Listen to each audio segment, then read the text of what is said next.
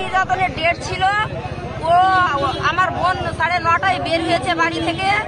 বের হওয়ার পরে ও ধরে নিয়েছে আমার বোনকে। 10টার মধ্যে মেরে ফেলে জোটমনসায় ফেলেছে। মারার পরে পুলিশের কাছে খবর দেই। খবর দেওয়ার পরে কিন্তু আমরা জানছি না কেউ। পুলিশ আবার সব ফেসবুকে দিয়েছে। ওখানে জোটমনসাতে মুখ উল্টিয়ে ফেলেছে, মুখে ওড়নি দিয়ে ফেলেছে যেন না চিনতে পারে, না জানতে পারে। পুলিশ দেখতে দেয়নি কাউকে। ওড়নিটা তুলে দেখে আমরা মেয়ে পরিচিত চিনে নিবে। ওখান থেকে তুলে মেয়েকে বাগিটোলা নিয়ে গেছে। বাগিটোলাতে কি চাইছেন?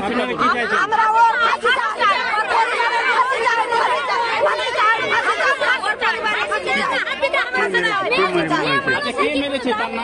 আমরা তো নাম জানি না এখন। আমি তো জানছি না। ওর স্বামী রাবিউল হক না, আমাদের দুশ্মন কেউ নেই। ওর স্বামী, ওর পরিবারের সবাই দুশ্মন। সবাই ওরা আত্মীয় মিলে মেরেছে আমার বোনকে। একদিন ছিল না আমার বোনকে, একদিন মারতে পারবে না কোনোদিন। ওরা অনেকজন মিলে মেরেছে। 4-5 জন। একটা মানুষকে একজনে মারা সহজ নয়। কম করে 5-7 জন মিলে মেরেছে আমার বোনকে। কোথায় বিয়ে হয়েছিল? বিয়ে কোথায় হয়েছিল? কতদিন আগে বিয়ে হয়েছিল? 2015 সালে বিয়ে হয়েছিল।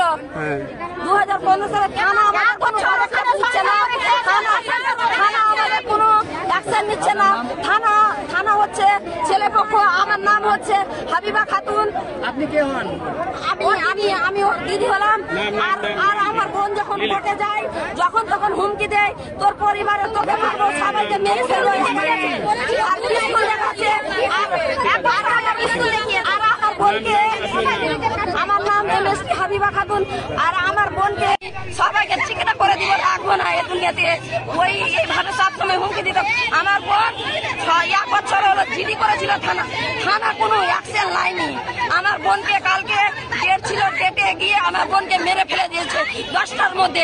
ওর আমরা ফাঁসি চাই, ওর পরিবারের ফাঁসি চাই। এর আগে যে মারার হুমকি দিয়েছিল, কে মারার হুমকি দিয়েছিল? রাবিউল হকের পরিবার, রাবিউল হকের দাদা।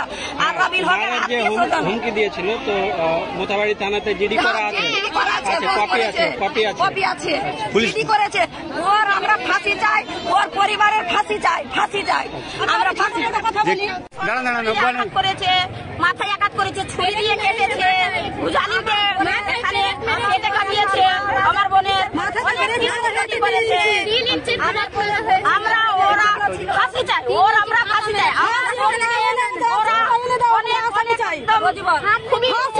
আমাদের অসুবিধা হোক, আমরা কি করবো আমরা সেটা বুঝে নিব। আমরা 10 মিনিট শুধু ওর কাছে থাকবো। আমাদের ছেলেরা হোক, ছেলে আমাদের বোনকে মেরেছে, ওখানে বসে মজা লুটবে। এটা তো হয় না। জামাইয়ের মতো আমরা ছেলেকে চাই। আমার সামনে যাবো, আমরা 4টা মেয়ে খাচ্ছি। আমরা ছেলে চাই, ফাঁসি হোক, না হলে আমাদের ছেলে সবার ফাঁসি চাই।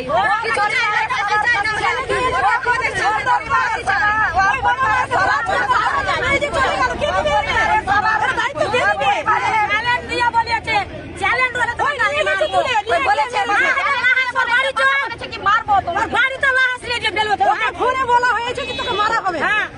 আমরা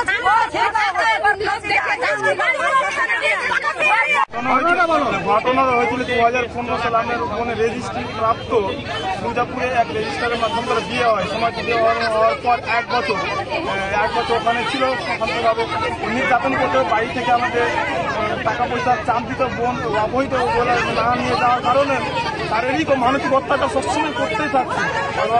পুরো বলছে নেই। কতদিন আগে বিয়ে হয়েছিল? 2015 সালে। তারপরে নির্যাতন করে আমাদের বাড়িতে পাঠিয়ে দেয়।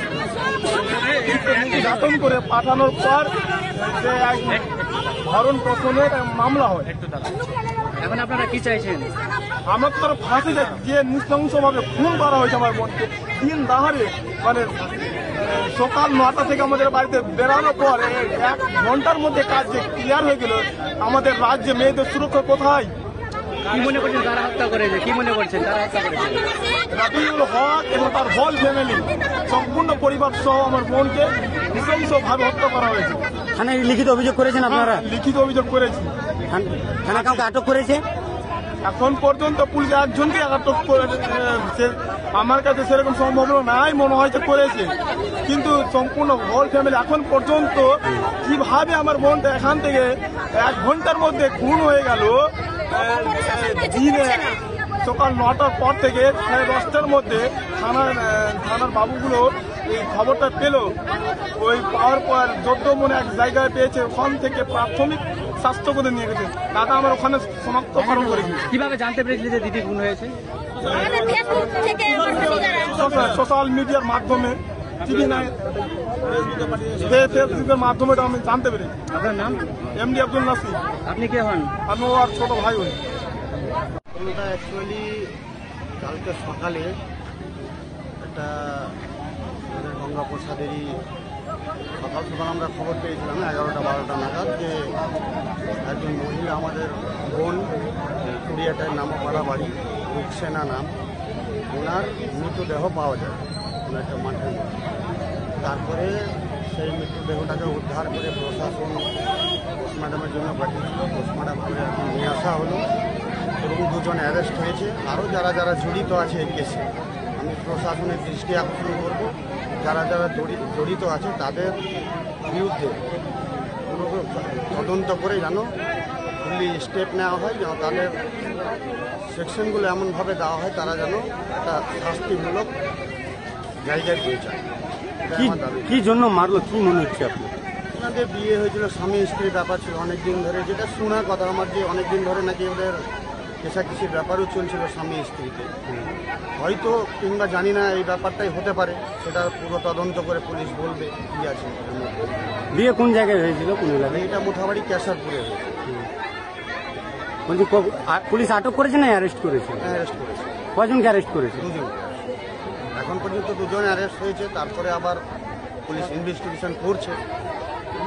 আরও যদি ওর সঙ্গে কেউ জড়িত থাকে সেটাকে আমরাও রিকোয়েস্ট করব পুলিশ প্রশাসনকে যে যারা যারা জড়িত আছে তাদেরকে একদম যেভাবে শাস্তি দেওয়া শাস্তিটা দেওয়া।